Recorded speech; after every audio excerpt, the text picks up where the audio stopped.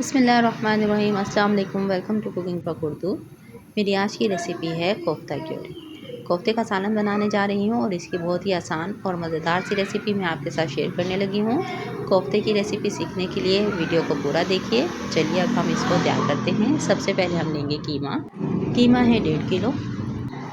लहसुन अदरक का पेस्ट शामिल करेंगे इसमें 2 खाने के चम्मच, और प्याज 2 बड़े साइज़ के, हल्दी 1 चाय का चम्मच, पिसी हुई लाल मिर्च 1 खाने का चम्मच, कुटी हुई मिर्च 1 खाने का चम्मच, धनिया 1 खाने का चम्मच, ज़ीरा आधा चाय का चम्मच।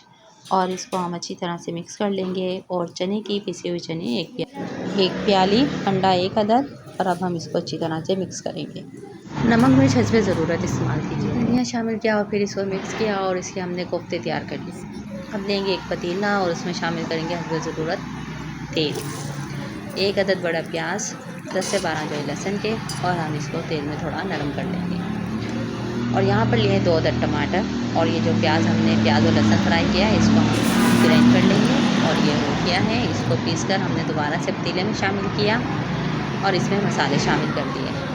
मसालों में शामिल है कुटी हुई मिर्च, पिसी हुई मिर्च, हल्दी, धनिया, ज़ीरा, आलू शामिल किया और नमक भी शामिल है, और इसको हमने भून लिया है। अब हम इसमें हस्बे ज़रूरत पानी शामिल कर देंगे। कढ़ाई में हम तेल गरम करेंगे और उसमें हम कोफ्ते फ्राई कर लेंगे। कोफ्ते हमने गोल्डन फ्राई करने हैं।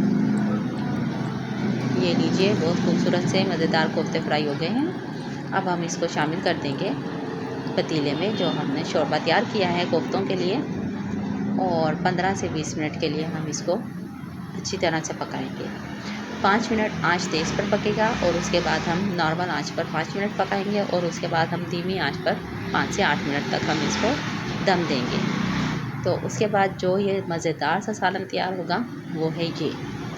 वीडियो अच्छी लगे तो लाइक कीजिए, शेयर कीजिए। मेरे चैनल पर नए हैं तो चैनल को सब्सक्राइब कीजिए। वीडियो देखने का शुक्रिया।